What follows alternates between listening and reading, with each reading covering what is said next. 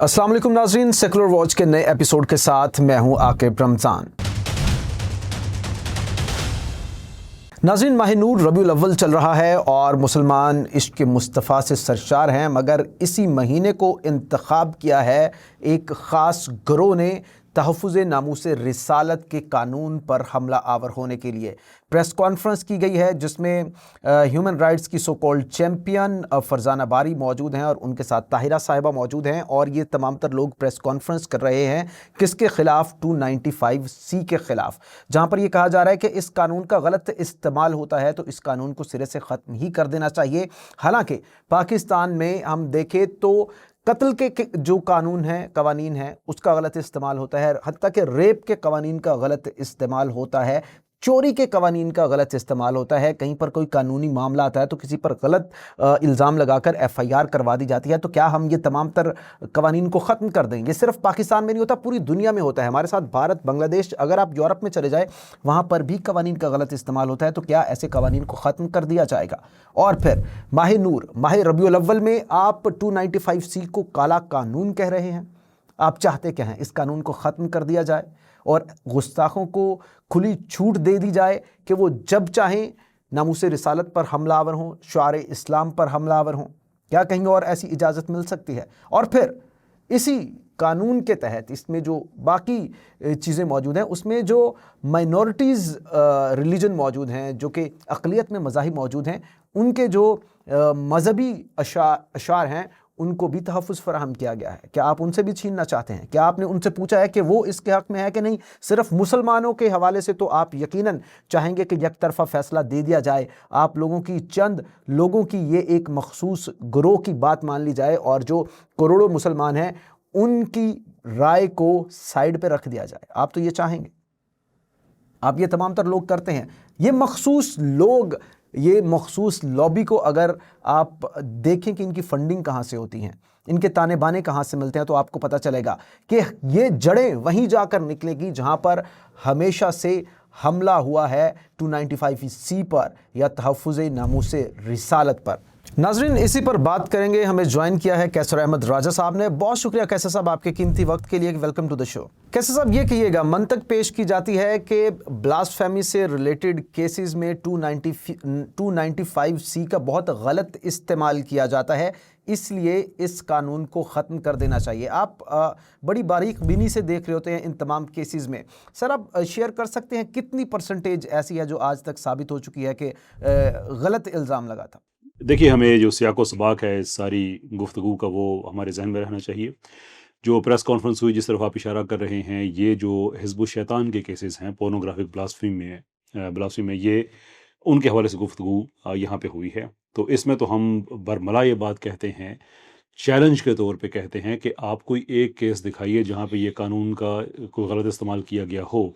लेकिन मामला ये है कि जैसे हम हमेशा से कह रहे थे कि यहाँ पे तो सिर्फ ये जो मुल्ज़िम हैं,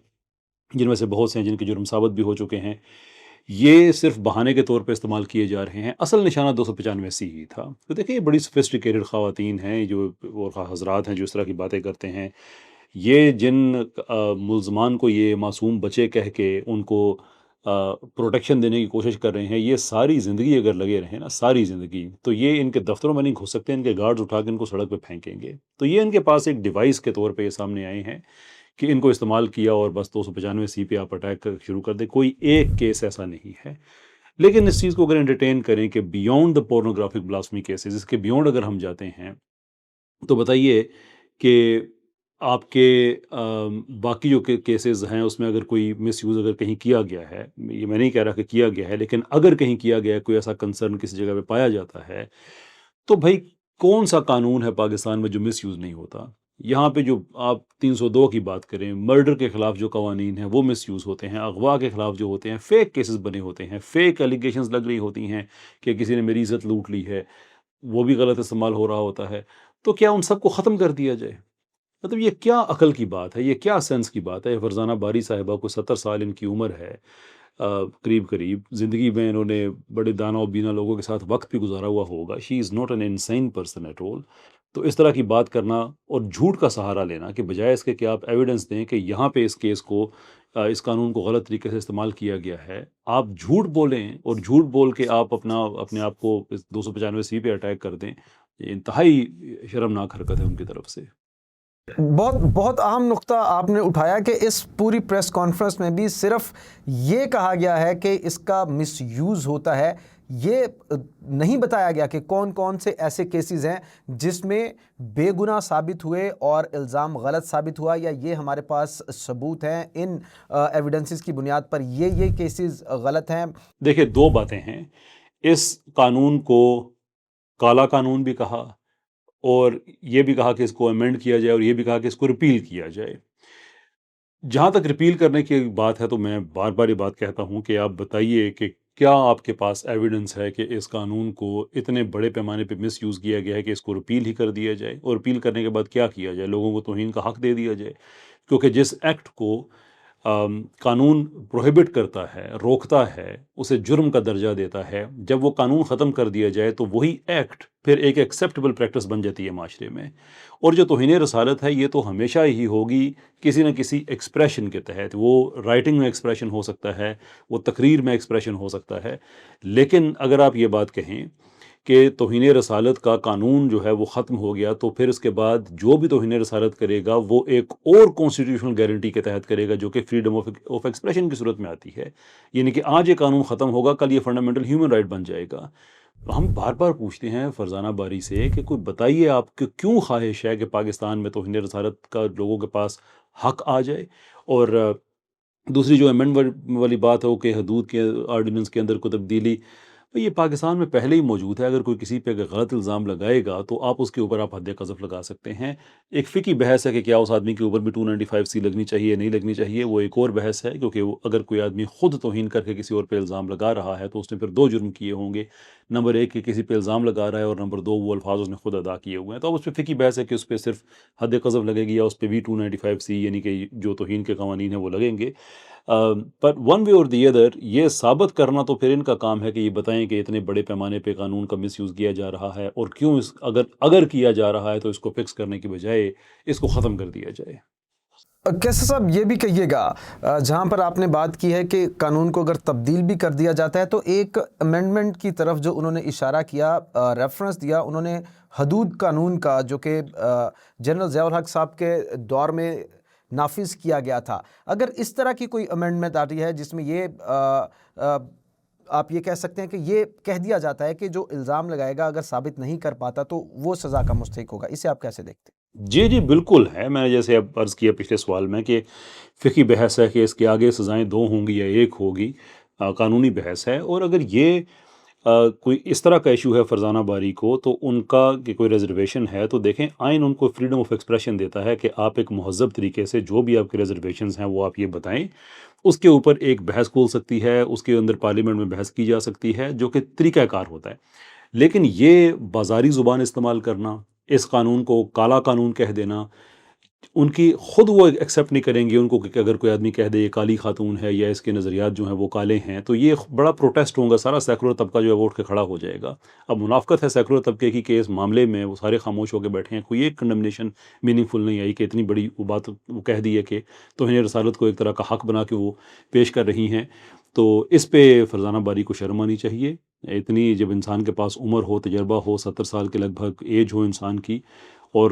قانونی معاملات کے ساتھ بڑا ایک ویل ورسڈ پرسنالٹی ہو، تو وہ جب اس طرح کے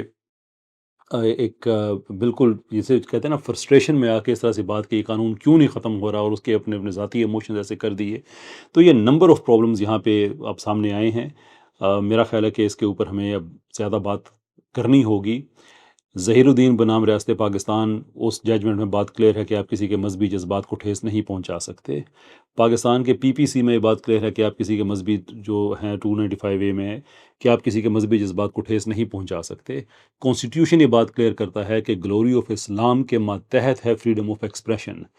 اور یہ کہ جناب رسالت میں آپ صلی اللہ علیہ وسلم کے حوالے سے ہماری جو کانسٹیٹیوشن پروویژنز بڑی کلیئر ہیں، میں اپنے ریلیجن کو پروپیگیٹ جو مجھے آئین حق دیتا ہے میں اس کو نہیں پروپیگیٹ اور پروفیس کر سکتا اس آزادی اور کانفیڈنس کے ساتھ، اگر مجھے پتہ ہے کہ اگر میں درود بھیجوں، سلام بھیجوں آپ صلی اللہ علیہ وسلم کی ذات پہ، تو ساتھ کوئی آدمی توہین کا بھی اتنا ہی حق رکھتا ہے، تو میرے پاس وہ کانفیڈنس نہیں ہے، اور گلوری آف اسلام کے کوئی معنی نہیں رہ جاتے ہیں، کوئی عظمت اسلام نہیں ہے اگر اس ملک میں جناب رسالت میں آپ صلی اللہ علیہ وسلم کی توہین کا لوگوں کو حق دے دیا جائے۔ یہ انتہائی شرمناک اور گھٹیا حرکت ہے ایک سیکولر خاتون کی طرف سے، اور منافقت ہے سارے سیکولرز کی جو اس کے اوپر خاموش بیٹھے ہوئے ہیں، جو کہتے ہیں کہ ہم فنڈامنٹل ہیومن رائٹس کی بات کرتے ہیں۔ میرے constitutional rights to propagate and profess my religion, میرا کانفیڈنس ختم ہوتا ہے اگر میرے رسول صلی اللہ علیہ وسلم کی توہین کا حق لوگوں کو دے دیا جائے۔ یہ ایروژن ہو رہی ہے کروڑوں پاکستانیوں کے فنڈامنٹل ہیومن رائٹس کی۔ تو یہ میں سمجھتا ہوں کہ اس کا جواب فرزانہ باری کو دینا ہوگا۔ میں ذاتیات پہ آنے والا آدمی نہیں ہوں، لیکن میرا خیال ہے کہ بہت ہی نیچ حرکت کی ہے فرزانہ باری نے، and she should be ashamed of herself, she should apologize for it۔ اور میں اس کے ساتھ ساتھ سمجھتا ہوں کہ جو قانونی کارروائی ہے اس میں 295A کی پروویژنس ہیں، اس میں کانسٹیٹیوشنل پروویژنس ہیں، اس کے اندر پروویژنس موجود ہیں ہمارے جو اسٹیبلشڈ جو کیس لو ہے، ظہیر الدین بنام ریاست پاکستان کا میں نے حوالہ دیا، دے شوڈ بی انووکڈ، کہ ایسے کیسے ہو سکتا ہے کہ آپ پاکستان میں اتنے زیادہ آپ بد زبان ہوں کہ کروڑوں لوگوں کی آپ دل آزاری کر دیں، and somehow you are still seen above the law. اگر پاکستان کو آگے لے کے جانا ہے تو ایسے لوگوں کو ضرور ہم نے قانون کے کٹہرے میں لے کے آنا ہوگا، بیکاز ادروائز تو پھر کو فائدہ نہیں ہے کہ آپ جو مرضی کہتے پھریں، جو مرضی آپ انسٹیگیٹ کرتے رہیں، انسائٹ کرتے رہیں۔ بہت شکریہ کیسر احمد راجہ صاحب ہمارے ساتھ موجود تھے، اور یہی سب سے بڑا سوال ہے، ماہ نور ربیع الاول کے مہینے میں ان لوگوں کا اکٹھا ہونا اور پھر یہ پریس کانفرنس کرنا، اور اس میں 295C تحفظ ناموس رسالت کے قوانین کو کالا قانون کہنا، ایسے الفاظ ادا کرنا، کیا ثابت کرتا ہے؟ آپ لوگ کیسز سامنے لا سکتے ہیں، آپ لوگ ایویڈنسز سامنے لا سکتے ہیں جہاں پر لوگوں کو ٹریپ کیا گیا ہے، پھانسا گیا ہے، مگر دوسری جانب ہم دیکھتے ہیں عدالتوں میں سزائیں سنائی جا رہی ہیں، عدالتوں میں کیسز پروف بھی ہو رہے ہیں، تو پھر آپ اس بنیاد پر کیسے ختم کر سکتے ہیں؟ بہت عام نقطہ کیسر احمد راجہ صاحب نے اٹھایا کہ اگر پاکستان میں قتل کے قانون کا غلط استعمال ہو رہا ہے، ریپ کے قانون کا بہت زیادہ غلط استعمال ہو رہا ہے، اگر اس پر کوئی یہ بات نہیں کرتا کہ ان قوانین کو ختم کر دینا چاہیے، تو پھر 295C یا تحفظ ناموس رسالت کے قانون کو اگر غلط استعمال ہوتا بھی ہے تو کیسے ختم کر دیں؟ ہاں، یہ بات بالکل جائز ہے کہ غلط استعمال کے خلاف ایسے اقدامات کیے جائیں کہ کوئی غلط استعمال نہ کر سکے۔ اس پر کیسر احمد راجہ صاحب نے بھی جیسے بتایا کہ پہلے سے حدود موجود ہے، قذف کی حد موجود ہے، اور اس کو مزید بھی بہتر کیا جا سکتا ہے، مگر تحفظ ناموس رسالت کو کالا قانون کہنا یہ اپنے تئیں ایک بد زبانی یقیناً ضرور ہے۔ دیٹ واز آل ناظرین، stay tune for the more information. اللہ نگہبان۔